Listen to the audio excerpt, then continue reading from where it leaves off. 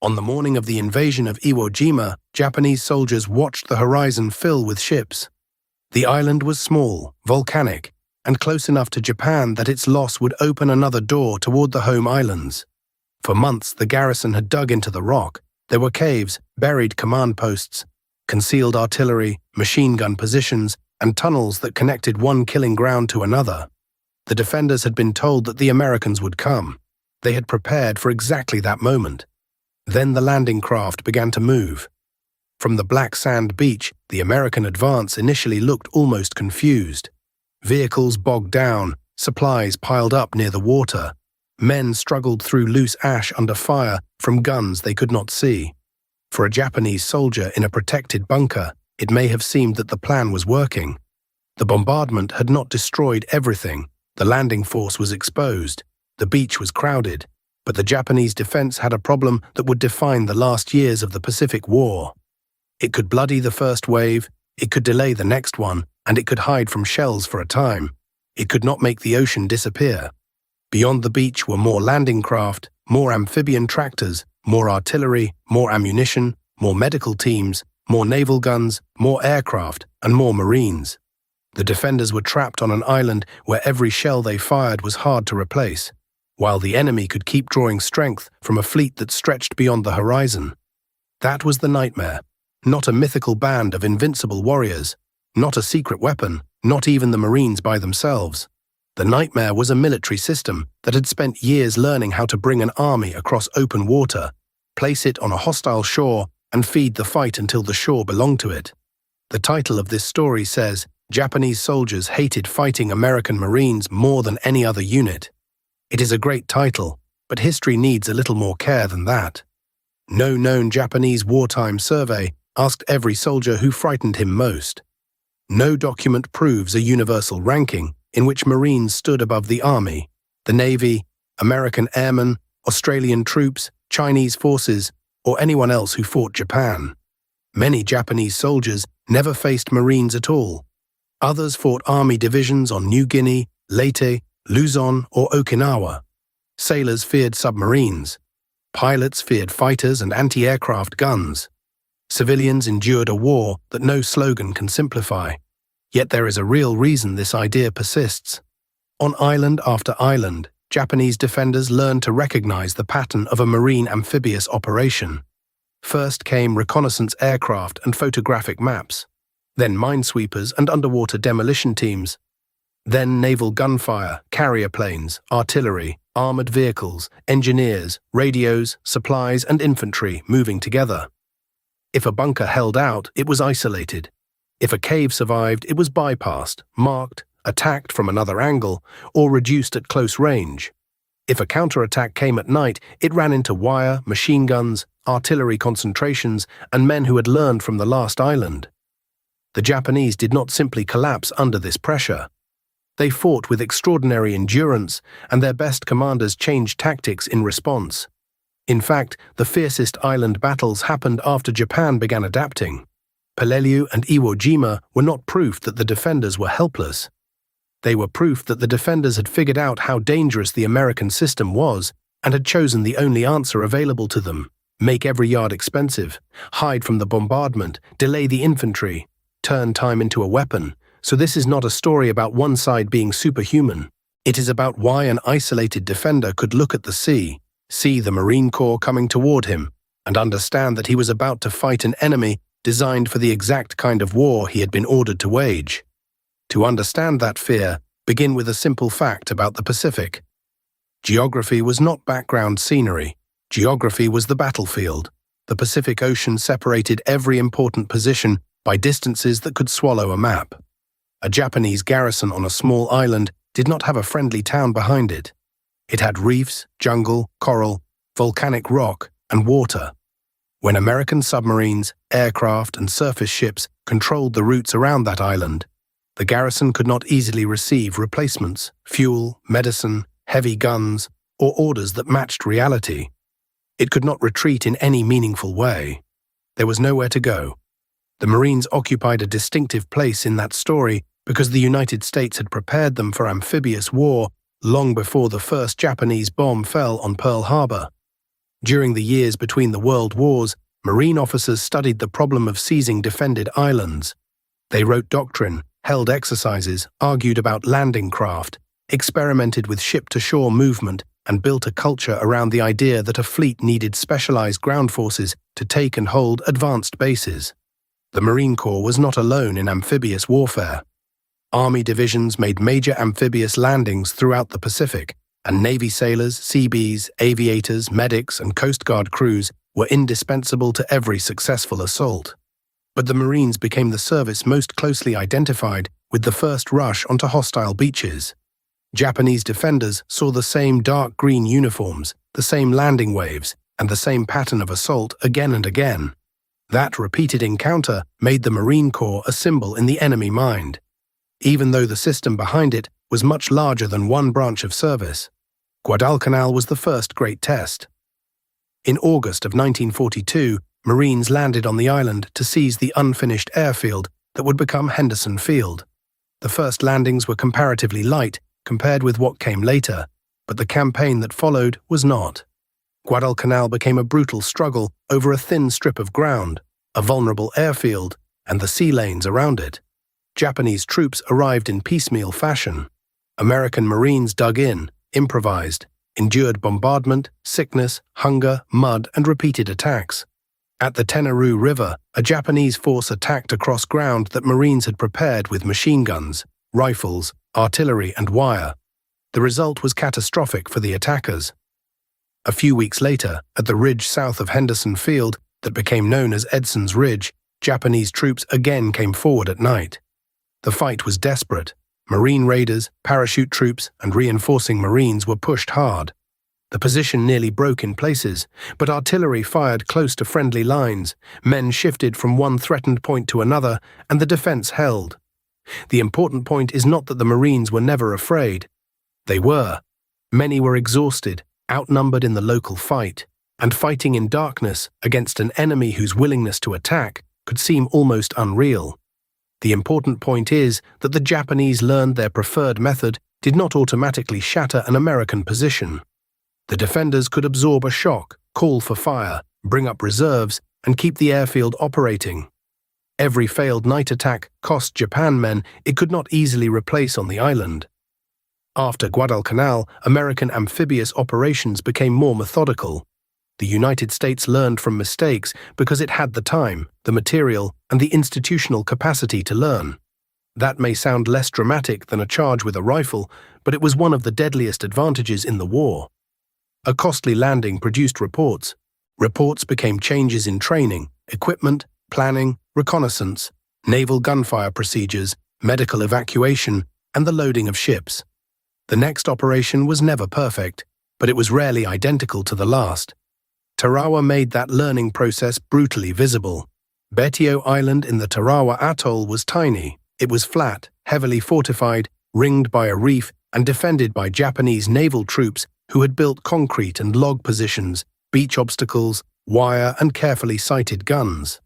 The defenders had prepared for a frontal landing, and on the morning of the assault they received one. The 2nd Marine Division came ashore in November of 1943 under conditions that exposed almost every weakness an amphibious plan could have. The tide was lower than expected. Many landing craft grounded on the reef. Marines had to leave their boats and wade through water under machine gun and artillery fire. Some amphibian tractors made it over the reef and reached the beach. Others were hit. The men who got ashore found that preliminary bombardment had not destroyed every strongpoint. Pillboxes that had looked neutralized opened fire. Units landed in the wrong places, radios failed, officers became casualties, and small groups had to make decisions without a clear picture of the whole battle.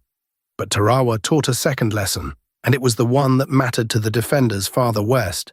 Even a small island, packed with obstacles and covered by guns, could be taken if the attackers had enough firepower, enough landing craft, enough reserves, enough engineers, and enough willingness to keep attacking position by position. The Japanese garrison fought almost to annihilation. It inflicted a terrible price. It did not stop the assault. The Marines also carried something the Japanese defenders lacked: a dependable route to the rear. Wounded men could be moved toward aid stations, then to ships, then to hospitals far from the island. Ammunition could come forward in landing craft and tracked vehicles. Food, water, batteries, radio parts, and replacement weapons could appear even while fighting continued. Supply did not erase suffering, it did make endurance possible. The Japanese military did adapt. It would be a mistake to portray its officers as incapable of learning. By the later stages of the war, Japanese commanders understood that leaving too many troops near the shore invited destruction from naval gunfire and aircraft. They learned to disperse. They used caves and reverse slopes. They hid artillery. They built positions that covered one another. They waited to fire until the assault force had committed itself. They reduced the use of large, wasteful charges and relied more on infiltration, ambush, and local counterattacks. The next great operations in the Marianas showed that the American advantage was not just brute force. It was also planning and deception. On Saipan, Marines of the 2nd and 4th Marine Divisions landed beside soldiers of the Army's 27th Division. The battle was hard from the first day. Japanese artillery and mortar fire struck the beaches. The defenders counterattacked at night. Inland, the terrain, heat, and concealed positions turned progress into a grinding contest. But Saipan also demonstrated how a large amphibious force could build combat power faster than an isolated defender could destroy it. Beachheads widened, artillery came ashore, airfields were taken, more troops and supplies landed. Japanese commanders faced a growing force while their own communications with the outside world deteriorated. Their navy attempted to intervene in the Battle of the Philippine Sea and suffered a devastating defeat. Once that happened, the island garrison was not merely under attack. It was cut off from the broader war. Tinian, just south of Saipan, showed another reason defenders could dread the arrival of a marine force. The Americans did not always hit the most obvious beach. The Japanese had expected a landing on broader, more familiar approaches. Instead, the Marines chose narrow beaches on the northwest coast that the defenders had not considered likely landing sites.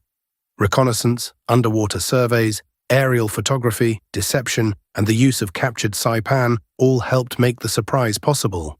The Japanese counterattacked that first night, trying to crush the beachhead before it could harden. It did not work. American naval gunfire, aircraft, artillery, and infantry combined against attacks that came in separated thrusts rather than one concentrated blow. Once the Marines expanded beyond the small landing area, the larger Japanese defensive plan began to unravel. Tinian fell much faster than Saipan. This is why the word Marines carried more than a simple unit identity. It suggested an enemy who came with the sea and who could turn the sea into a road. Japanese soldiers had been trained to think in terms of ground, movement, and decisive attack. The Marines made the ocean part of their maneuver space. A reef was no longer a wall if amphibian tractors could cross it. A narrow shore was no longer safe if reconnaissance found a way in. Distance was no longer protection if a fleet could carry artillery, fuel, hospitals, aircraft, and replacements to the edge of the battlefield. That does not mean Japanese troops were passive victims. Far from it. Their endurance, fieldcraft, camouflage, and willingness to use terrain made them formidable.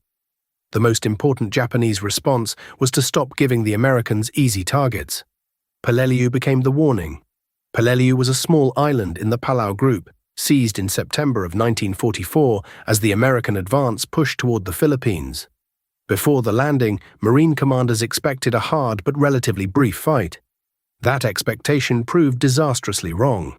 The Japanese commander, Colonel Kunio Nakagawa, had prepared a defense that broke from the old idea of destroying the landing force at the shoreline. Instead of placing the main strength of his force where naval shells and bombs could easily reach it, he built a deeply layered defense in the rough hills and cave country of the island's interior. The 1st Marine Division landed on Peleliu and captured the airfield, but the battle did not end. The hardest ground lay ahead in the Umabrogal ridges, a maze of coral heights, draws, caves, and hidden firing positions that Americans called Bloody Nose Ridge. Japanese guns and machine guns were placed to support one another.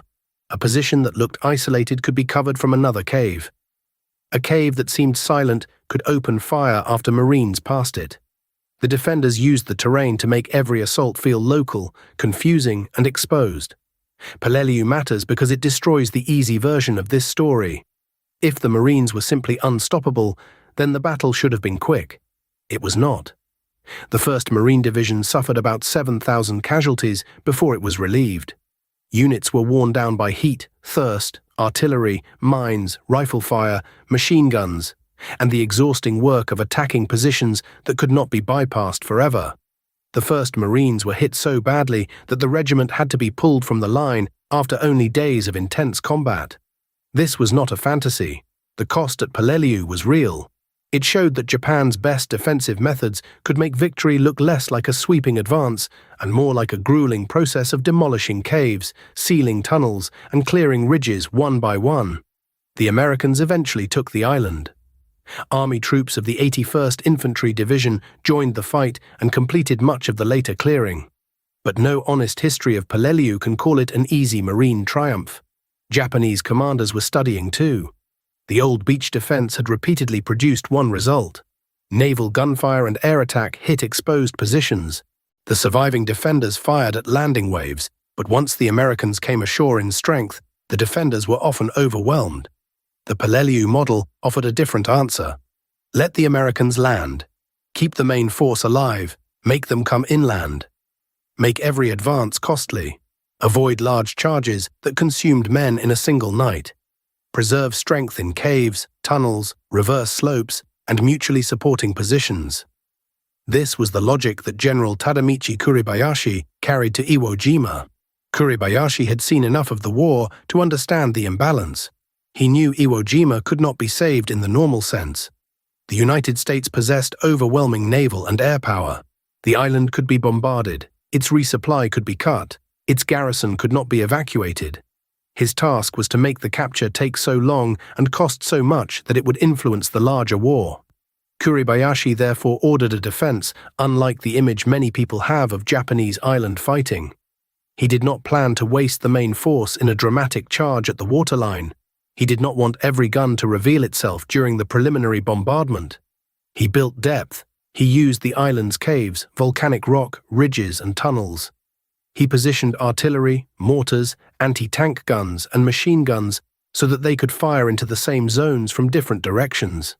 He told his men to wait. That order made Iwo Jima so shocking. The Americans landed expecting resistance, but the first minutes were strange. The beach was not silent, yet it did not erupt in the immediate wall of fire many anticipated. Marines came ashore and began moving inland across loose volcanic sand.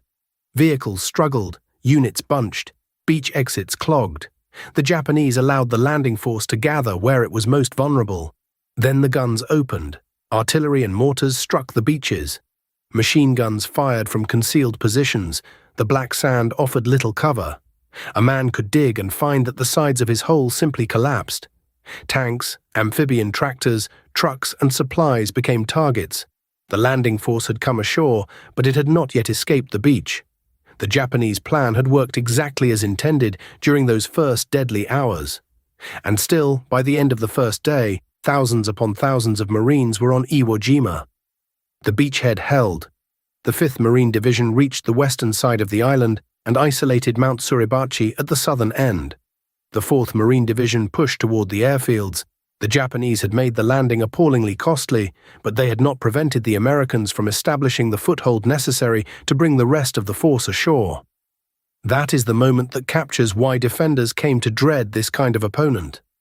The plan had not failed because Japanese soldiers lacked skill or courage. It had not failed because their positions were weak.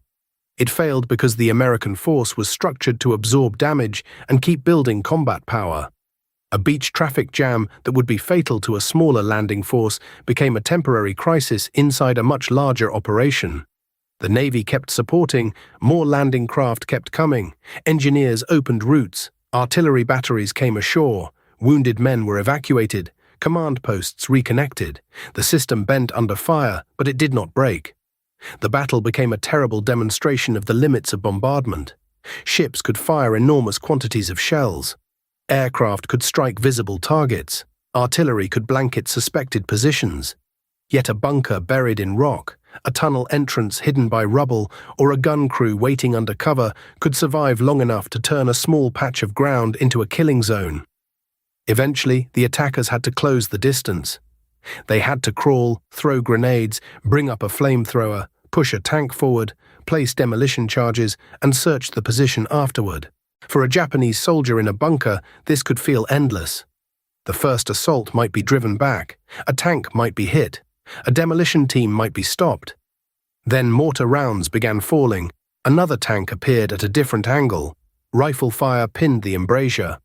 Flame reached the entrance. At night, Marines might consolidate the ground they had taken, bring up ammunition, and prepare to start again at dawn.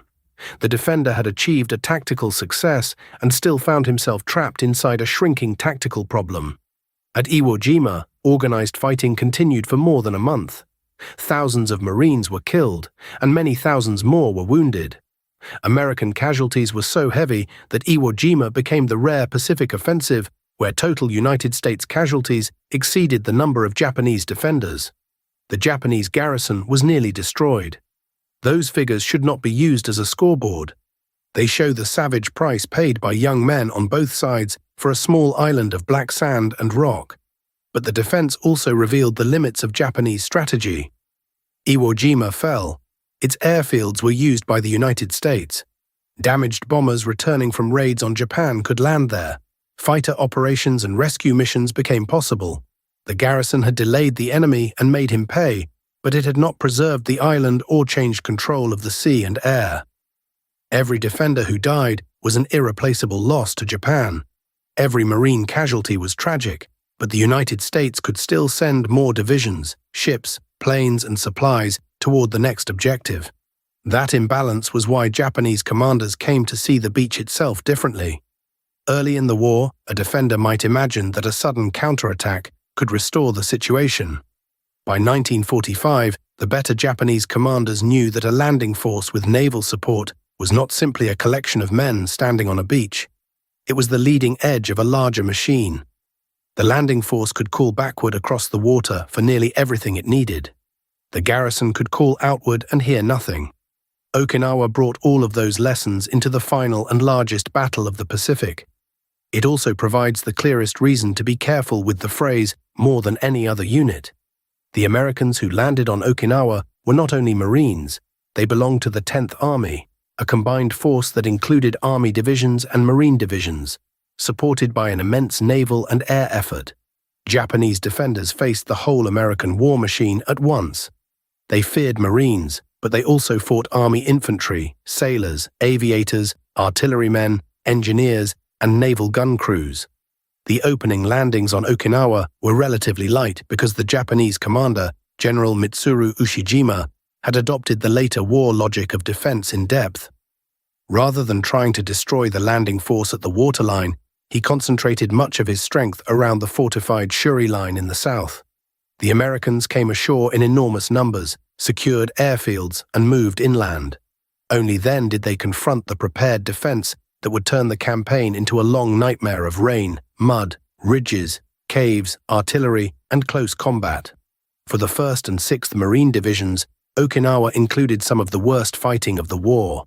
The battle did not resemble the clean image of an amphibious victory. It was weeks of climbing, digging, attacking, getting thrown back by rain and fire, and trying again.